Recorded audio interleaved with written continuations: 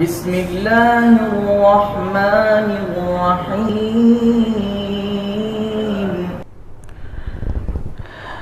ان الحمد لله وحده والصلاة والسلام على من لا نبي بعده اما بعد. اعوذ بالله السميع العليم من الشيطان الرجيم من همزه ونفخه ونفثه. بسم الله الرحمن الرحيم.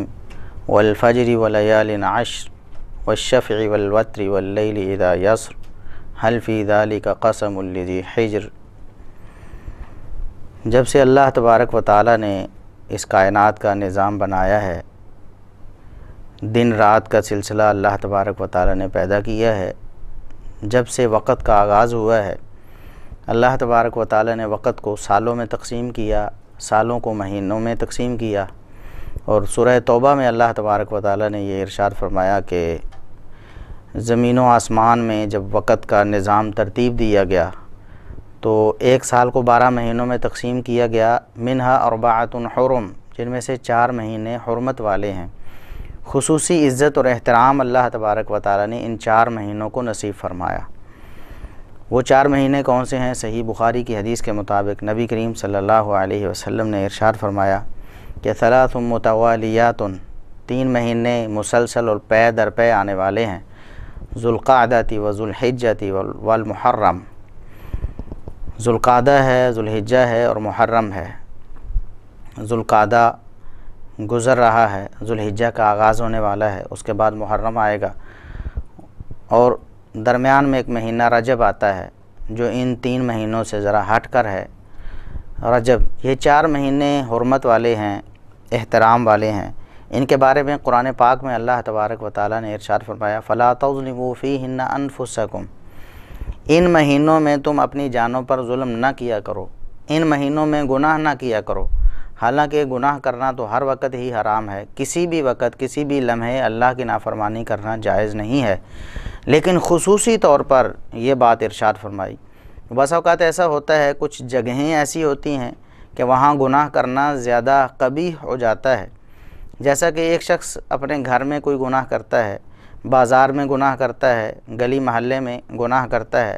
گناہ تو گناہ ہی ہے، لیکن اگر وہ ظالم مسجد میں آ کر وہی گناہ کرے،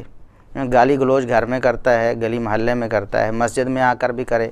اس کا گناہ زیادہ ہے. اور اگر وہ بیت اللہ میں جا کر خانہ کعبہ میں ایسی جسارت کرتا ہے تو اور بڑا مجرم بن جاتا ہے. تو یہ ایک مثال ہے کہ کچھ جگہیں ایسی ہوتی ہیں کہ جن میں گناہ زیادہ قبیح بن جاتا ہے. اسی طرح کچھ اوقات ایسے ہیں جن میں گناہ زیادہ اللہ تبارک و تعالیٰ کو ناراض کرنے والا ہوتا ہے. اور یہ جو 4 مہینے ہیں، خصوصی طور پر اللہ تبارک و تعالیٰ نے ارشاد فرمایا فَلَا تَظْلِمُوا فِيهِنَّ أَنفُسَكُمْ. ان مہینوں میں بالکل بھی گناہ نہ کرو، اپنی جانوں پر ظلم نہ کرو، اللہ کو ناراض نہ کرو. یہ 4 مہینے مسلمانوں کو تو اولاً معلوم ہی نہیں ہیں. کسی عام مسلمان کو آپ پوچھ کر دیکھ لیں، بہت ہی مشکل ہے کہ وہ 4 مہینوں کے نام بتا سکے. نام ہی معلوم نہیں ہے 4 مہینوں کے. اور پھر یہ مہینے شروع ہوتے ہیں، کب شروع ہوئے کب ختم ہوئے کسی کو علم ہی نہیں ہے، سوائے محرم الحرام کے کہ اس کے پہلے 10 دنوں کا لوگوں میں بڑا شور و غوغا ہوتا ہے. لوگ اپنے تئیں ان کا احترام کرتے ہیں، اگرچہ وہ احترام بھی حقیقت میں ان ایام کی پامالی کی صورت میں ہوتا ہے. وہ سمجھتے ہیں کہ شاید کچھ بزرگ ہستیوں کو، کچھ صحابہ کرام کو برا بھلا کہہ کر اور اہل بیت نبی کریم صلی اللہ علیہ وسلم کے جو داماد ہیں سیدنا علی رضی اللہ تعالی عنہ، آپ صلی اللہ علیہ وسلم کی لخت جگر ہیں سیدہ فاطمہ رضی اللہ تعالی عنہ، آپ کے نواسے ہیں حسن و حسین رضی اللہ تعالی عنہما، شاید ان کی شان میں غلو کرنا، انہیں الوہیت کے مقام پر پہنچانا، اور دیگر جو صحابہ کرام ہیں عظیم الشان جلیل القدر ہستیاں، ان کی شان میں تنقیص کرنا، شاید یہی محرم الحرام کا احترام ہے. اسی طرح اور بھی کچھ خرافات اور کچھ بدعات ان 10 دنوں میں خصوصاً اور محرم الحرام کے مہینے میں عموماً، اور اس کے بعد بھی آفٹر شاکس کی صورت میں مسلمان ان کو دیکھتے رہتے ہیں. تو حقیقت میں یہ بھی محرم الحرام کے احترام کی پامالی ہے.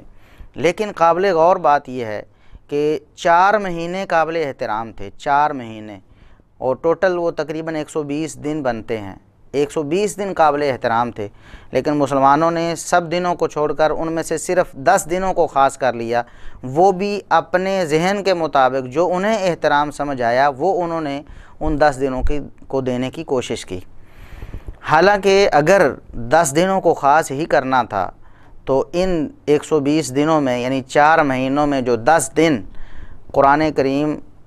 میں اللہ تبارک و تعالیٰ نے جو 4 مہینے بیان کیے ہیں ان میں سے جو 10 دن زیادہ عزت اور احترام والے ہیں وہ نبی کریم صلی اللہ علیہ وسلم نے بیان فرمائے ہیں۔ صحیح بخاری میں 969 نمبر حدیث ہے، سنن ابی داود میں 2438 نمبر حدیث ہے، دیگر کتب میں بھی موجود ہے۔ تو اللہ کے رسول صلی اللہ علیہ وسلم نے جو فرمایا کہ ما من ایام العمل الصالح فیہا احب الی اللہ، کوئی بھی سال کے دنوں میں سے کوئی بھی دن ایسا نہیں ہے اور پورے سال میں سے کوئی مہینہ کوئی دن ایسے نہیں ہیں کہ جن میں اللہ کو نیک عمل زیادہ محبوب ہو سوائے ان 10 دنوں کے، یعنی ان 10 دنوں کے مقابلے میں کسی بھی دن اللہ کو نیک عمل اتنا زیادہ محبوب نہیں ہوتا جتنا ان 10 دنوں میں ہوتا ہے۔ کون سے 10 دن ہیں؟ وہ ہیں ذوالحجہ کے پہلے 10 دن، عشرہ ذوالحجہ جسے کہتے ہیں، جن دنوں میں حج کا معاملہ شروع ہوتا ہے، حج کے مناسک جن دنوں میں ادا کیے جاتے ہیں 8 سے لے کر آگے تک۔ تو یہ جو 10 دن ہیں یہ سب سے افضل ترین دن ہیں، یعنی علی الاطلاق اگر سال کے دنوں میں سے سب سے بہترین کوئی دن ہے تو وہ یہ عشرہ ذوالحجہ کے 10 دن ہیں۔ علماء کرام نے وجہ طور پر لکھا ہے کہ اگر راتوں کی بات کی جائے تو رمضان المبارک کی آخری 10 راتیں اور ان میں سے بھی طاق راتیں اور ان میں سے بھی لیلۃ القدر یہ افضل ترین رات ہے، لیکن دنوں میں سے اگر کوئی دن، پورے سال کے دنوں میں سے اگر کوئی دن زیادہ عزت والا، فضیلت والا اور احترام والا ہے تو وہ یہ 10 دن ہیں عشرہ ذوالحجہ۔ عشرہ ذوالحجہ شروع ہونے والا ہے، تو ایک تو عمومی طور پر 4 مہینوں کا احترام ہے، ان میں گناہ نہیں کرنا، اللہ کی نافرمانی نہیں کرنی، نیکیوں والے کام زیادہ سے زیادہ کرنے ہیں، لیکن ان 10 دنوں میں مزید اللہ تبارک و تعالیٰ کو راضی کرنا بہت بڑا عمل ہے، اور آپ صلی اللہ علیہ وسلم نے فرمایا کوئی بھی نیک عمل ان 10 دنوں میں جو کیا جائے عام دنوں میں کیے جانے والے بڑے سے بڑے نیک عمل سے زیادہ افضل اور زیادہ بہتر ہے اور اللہ کو زیادہ محبوب ہے۔ یعنی چھوٹے سے چھوٹا عمل، مثال کے طور پر نبی کریم صلی اللہ علیہ وسلم نے فرمایا، صحیح بخاری کی حدیث ہے کہ الایمان بضع و ستون شعبۃ، ایمان کے 70 سے زیادہ درجات ہیں، 70 سے زیادہ درجات ہیں ایمان کے۔ اعلیٰ کلمۃ لا الہ الا اللہ، سب سے بلند ترین درجہ ایمان کا لا الہ الا اللہ کہنا ہے، یعنی توحید کی گواہی ہے، اللہ تبارک و تعالیٰ کو اس کی ذات اور اس کی صفات، اسماء و صفات میں یکتا جاننا ہے، اس کا اعتراف کرنا ہے، توحید پر کاربند ہونا سب سے بلند درجہ ایمان کا۔ وَأَدْنَاهَا إِمَاطَةُ الْأَذَىٰ عَنِ الطَّرِيقِ، اور سب سے کم ترین درجہ ایمان کا راستے سے تکلیف دہ چیز کو ہٹا دینا ہے۔ تو یہ ایک چھوٹا سا چھوٹا عمل ہے، راستے سے تکلیف دہ چیز کو ہٹا دینا۔ اگر یہ عمل ان 10 دنوں میں کیا جائے عشرہ ذوالحجہ میں، اللہ تبارک و تعالیٰ کو باقی دنوں میں کیے گئے بڑے سے بڑے عمل سے زیادہ محبوب ہوگا۔ صحابہ کرام حیران ہو گئے، اللہ کے رسول ان 10 دنوں میں چھوٹے سے چھوٹا عمل عام دنوں کے بڑے سے بڑے عمل سے زیادہ افضل ہے، تو ولل جہاد یا رسول اللہ، اللہ کے رسول جہاد فی سبیل اللہ عام دنوں میں کیا جائے اور ان دنوں میں چھوٹے سے چھوٹا عمل کیا جائے، کیا وہ چھوٹے سے چھوٹا عمل اس جہاد سے بھی افضل ہوگا؟ اللہ کے رسول صلی اللہ علیہ وسلم نے فرمایا جی ہاں، عام دنوں میں کیا گیا جہاد فی سبیل اللہ بھی ان 10 دنوں میں کیے گئے چھوٹے سے چھوٹے عمل سے افضل نہیں ہو سکتا۔ ہاں ایک صورت ہے، ایک شخص نکلتا ہے یخاطر بنفسہ و مالہ، اللہ کی راہ میں نکلتا ہے اپنی جان لے کر، اپنا مال لے کر، فلم یرجع من ذلک بشیء، کچھ بھی واپس نہیں آتا ہے، اس کی جان بھی اللہ کی راہ میں قربان ہو جاتی ہے، مال بھی اللہ کی راہ میں قربان ہو جاتا ہے، تو ایسے شخص کا جو عام دنوں میں یہ عمل ہے یہ زیادہ افضل ہوگا ان 10 دنوں میں کسی بھی نیک عمل سے۔ باقی کوئی عمل ایسا نہیں ہے جو اللہ تبارک و تعالیٰ کو ان 10 دنوں میں کیے گئے عام عمل سے بھی محبوب ہو۔ کتنے عظیم الشان یہ 10 دن ہیں، ہم ان 10 دنوں کو قیمتی بنائیں، ان 10 دنوں میں خصوصی اللہ تبارک و تعالیٰ کو راضی کرنے کا اہتمام کریں، گناہوں سے بچنے کی کوشش کریں۔ ان 10 دنوں میں کون سے اعمال ہیں جو ہم نے کرنے ہیں؟ دیکھیں، ہر نیک عمل، نماز ہے، نفلی نماز زیادہ سے فرضی کا اہتمام کریں، نفلی زیادہ سے زیادہ پڑھیں، ذکر و اذکار کریں، قرآن کی تلاوت کریں، صدقہ و خیرات کریں، اور خصوصاً ان 10 دنوں میں سے پہلے 9 دنوں کے روزے رکھنا اللہ کے رسول صلی اللہ علیہ وسلم کا معمول تھا، جیسا کہ اس کی فضیلت میں رسول اللہ صلی اللہ علیہ وسلم نے یہ فرمایا۔ یہ صحیح مسلم میں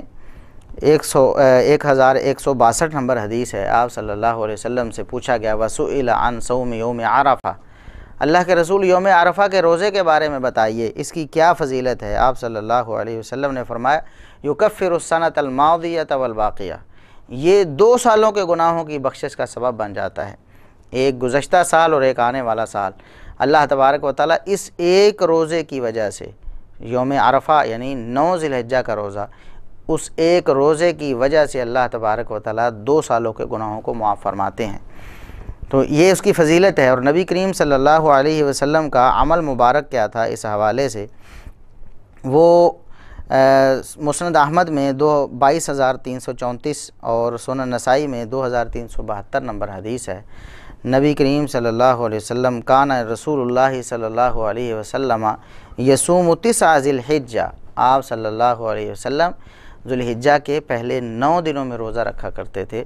یہ آپ صلی اللہ علیہ وسلم کا خصوصی عمل ہے اس عشرہ ذی الحجہ کے حوالے سے۔ 10واں دن تو چونکہ قربانی کا دن ہے، عید کا دن ہے، اور اس دن روزہ رکھنا جائز نہیں ہے۔ پہلے 9 دن اللہ کے رسول صلی اللہ علیہ وسلم روزے کا خصوصی اہتمام فرمایا کرتے تھے۔ ہمیں بھی چاہیے کہ ہم زیادہ سے زیادہ ان دنوں میں اہتمام کریں روزہ رکھنے کا،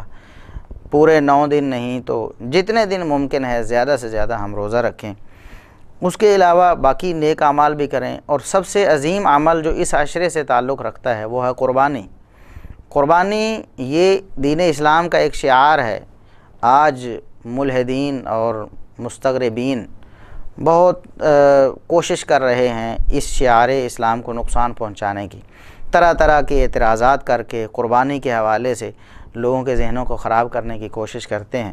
دیکھیں، نبی کریم صلی اللہ علیہ وسلم نے قربانی کی، آپ صلی اللہ علیہ وسلم کے صحابہ کرام نے قربانیاں کیں، تابعین، تبع تابعین اور ائمہ دین نے قربانیاں کیں۔ یہ